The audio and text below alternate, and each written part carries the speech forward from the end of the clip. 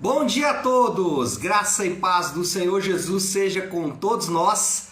Uma ótima segunda-feira para todos. Hoje é dia 8 de agosto de 2022. Seja muito bem-vindo ao nosso devocional de hoje. E nesta segunda-feira nós vamos dar sequência à nossa maratona de leitura bíblica, avançando no livro de Salmos e também no Evangelho de João. Na verdade, o Evangelho de João pretendemos terminar aí nesta semana e já iniciarmos a primeira carta de João. Primeiro João, depois vamos segundo João, terceiro João, vamos acabar aí os principais escritos do apóstolo João. Nesta segunda-feira, vamos começar aí com aquela história que é o momento crucial da história, né? Aquela história que é o momento crucial da história é redundante, né?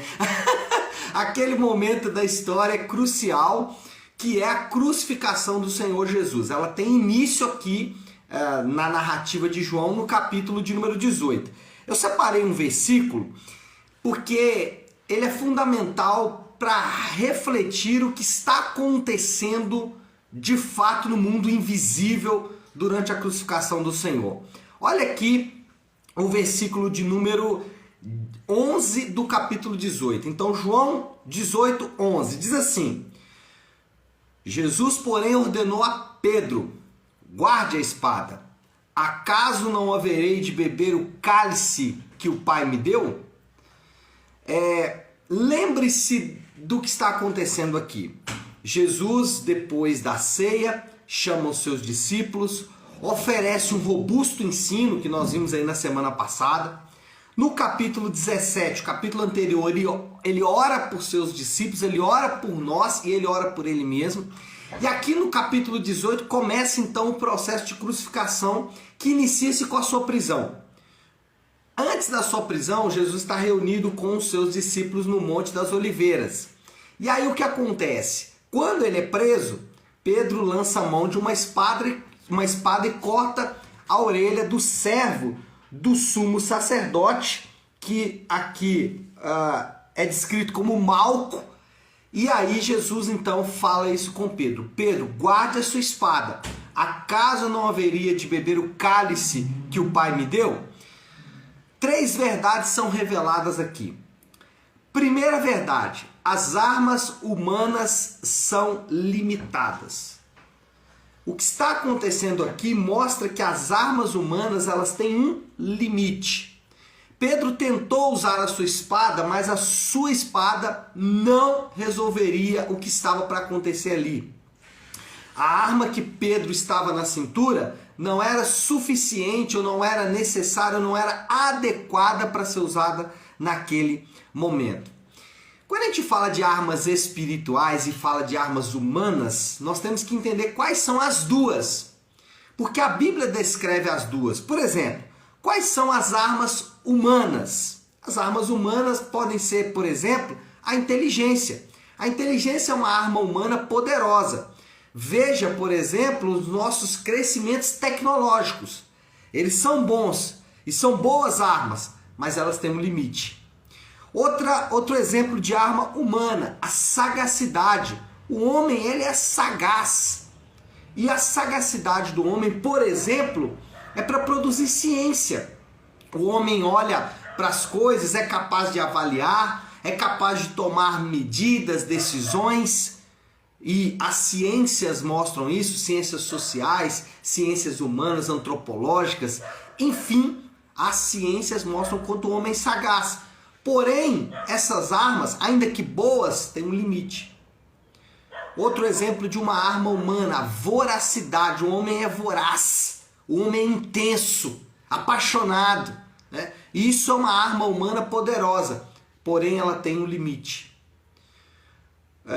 Poderemos citar, por exemplo, como arma humana, a força humana. O homem é dotado de força, o homem é dotado de capacidade bélica, capacidade de resiliência. Isso é bom, são armas humanas, mas elas têm um limite. Poderemos citar aqui um último exemplo de armas, para vocês entenderem o que são armas humanas, e a Bíblia descreve essas armas. Poder. O homem tem uma arma poderosa que é o poder. Por exemplo, poder político. Poder político é uma arma poderosa. Poder financeiro é uma arma poderosa. Todas essas armas são boas. Elas devem ser usadas, mas elas têm um limite. Elas vão até onde Deus permite que elas vão. Elas podem alcançar um teto, mas não podem passar do teto. Já ouviu aquela expressão, o céu é o limite? O céu é o limite, mas até o céu tem o seu limite. O céu é o limite, mas o céu não é o limite de tudo. Até o céu é limitado pelo Senhor. O ponto aqui é dizer que as armas humanas têm limites e nós precisamos entender isso. Segunda verdade revelada nesse texto é que as armas do reino são espirituais.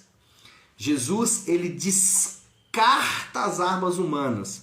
Jesus, ele descarta tudo isso que eu falei aqui, inteligência, sagacidade, voracidade, força, poder. Jesus descarta essas coisas.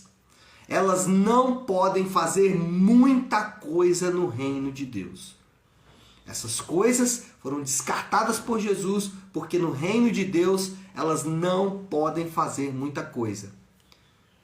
Pastor, se inteligência, sagacidade, voracidade, força, poder, dentre outras coisas, são armas humanas, não podem fazer muita coisa no reino de Deus, o que são as armas espirituais e o que pode fazer efeito no reino de Deus? Bom, o apóstolo Paulo foi quem melhor descreveu essas armas espirituais.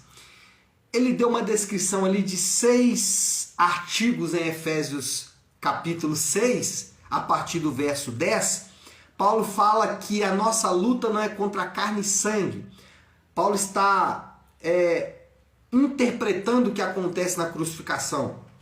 Pedro achou que as armas, ou que a luta que ele estava travando ali era contra os homens. Paulo interpreta esse momento dizendo: a nossa luta não é contra carne e sangue, mas contra principados e potestades. E aí ele vai dizer quais são as armas.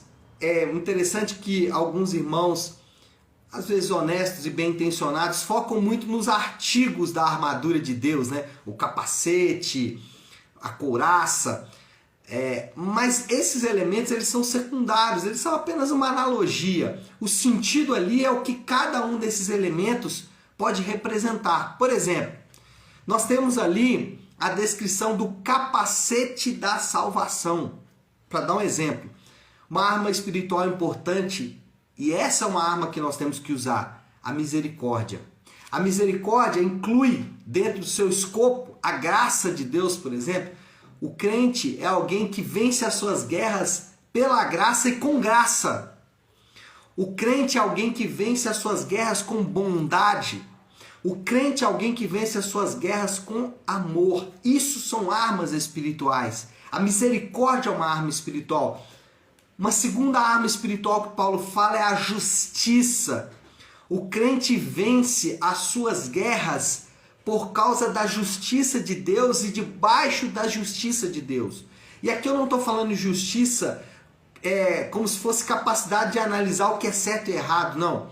Eu estou falando da justiça de Deus derramada em nós por Jesus. Quando Jesus diz: olha, eu os aceito, eu os adoto, eu os amo. Ou quando Deus diz: eu os aceito, eu os adoto, eu os amo, não por causa daquilo que vocês fazem, mas por causa daquilo que Jesus é. Nós estamos escondidos em Jesus. Essa é a nossa justiça. Outra arma espiritual é a santidade, é o cinto da verdade. A santidade é uma arma espiritual que nós temos que usar.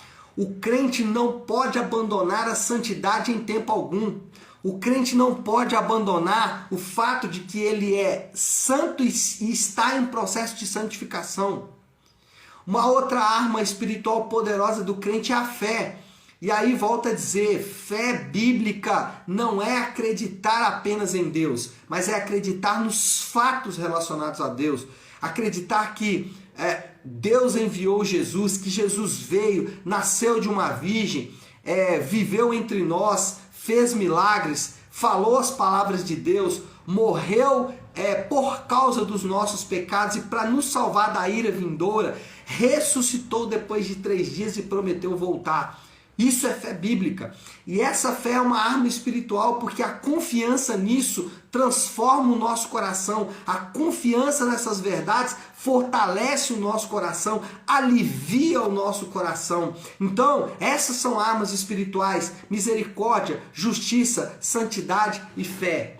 Pastor, mas essas armas não vencem as guerras. Não vencem as guerras por quê? Porque nós imaginamos que a guerra é contra carne e sangue.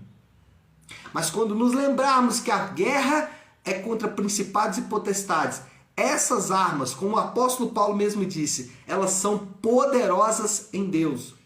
Aí alguém pode dizer: pastor, mas o senhor não falou da oração, o senhor não falou do jejum, o senhor não falou da leitura da palavra, porque tudo isso está inserido dentro do contexto de uma vida devocional, de uma vida piedosa. A vida piedosa e a vida devocional, ela é parte daqueles que estão envolvidos nessa batalha.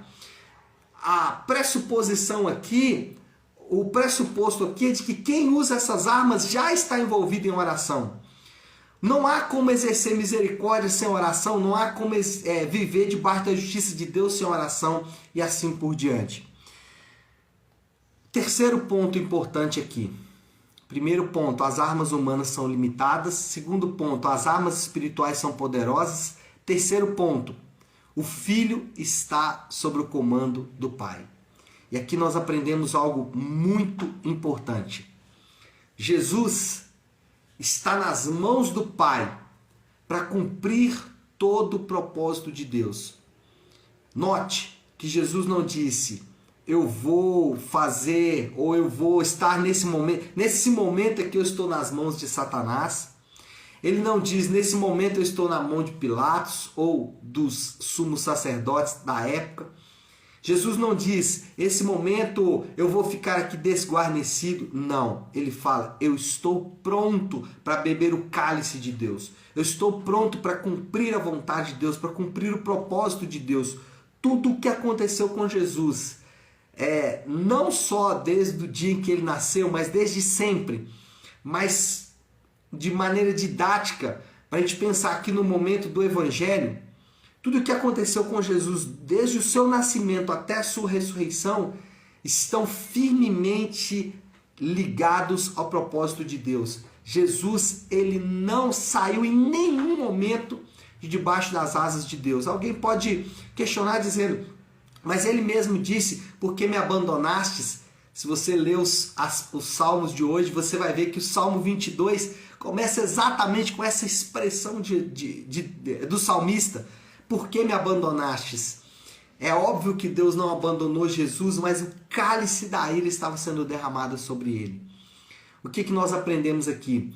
Que tudo que acontece porque Deus estabelece.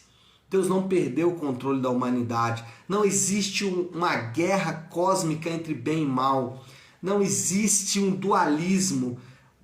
Ora o mal está vencendo, ora o bem está vencendo. Não existe, podemos perder algumas batalhas, mas venceremos a guerra. Não, não. O povo de Deus é sempre vitorioso, porque o povo de Deus está amparado pela vitória de Jesus. Ele venceu. E a vitória dele nos garante vitória. As armas que ele usou e ele proporcionou essas armas para nós, elas são a nossa garantia da vitória, o selo do Espírito Santo sobre as nossas vidas. Bom, tudo acontece e acontece porque Deus estabeleceu. Agora, qual é a moral da história depois desses 3 pontos? As armas humanas são limitadas. Opa, peraí que subiu aqui uma rapidez. As armas humanas são limitadas, as armas espirituais são poderosas e o Filho estava sob o comando do Pai. Moral da história: os crentes são chamados a usar as suas armas espirituais nessa batalha. As nossas armas espirituais não são armas subjetivas, não são muitas vezes discursos emocionais, não são muitas vezes discursos vazios. As nossas armas, elas são poderosas em Deus e estão descritas em sua palavra. Diante disso, qual é o desafio do Léo desta segunda-feira? Qual é o desafio, a aplicação final aí para iniciarmos bem essa semana? Troque as suas armas. Troque as suas armas. Deixe para trás armas que são limitadas, que elas têm o seu lugar de uso, como a inteligência ou a sagacidade, por exemplo.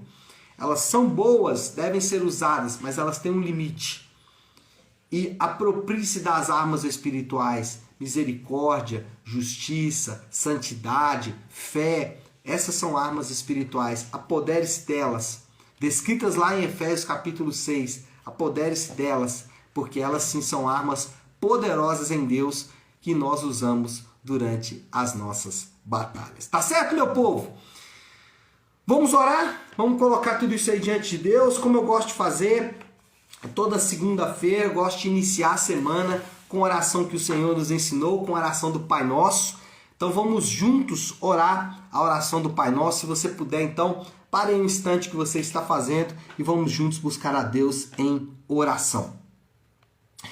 Pai nosso que estás nos céus, santificado seja o teu nome. Venha o teu reino, seja feita a tua vontade, assim na terra como no céu. Dá-nos hoje o nosso pão de cada dia. Perdoa as nossas dívidas, assim como perdoamos aos nossos devedores. E não nos deixes cair em tentação, mas livra-nos do mal, porque teu é o reino, o poder e a glória para sempre. Amém, amém e amém. Amém, meu povo? Bom, então é isso. Nós vamos ficando por aqui. Quero só deixar um recado importante. Hoje na nossa igreja Nave nós temos o Nave Talk. O que é o Nave Talk? É um momento de nós conversarmos sobre a palavra que foi ministrada ontem. Então eu te espero às 20 horas na nossa igreja Nave para juntos conversarmos sobre a palavra de Deus. Tá certo? Deus abençoe. Segunda-feira abençoada, semana abençoada para todos. Fiquem com Deus.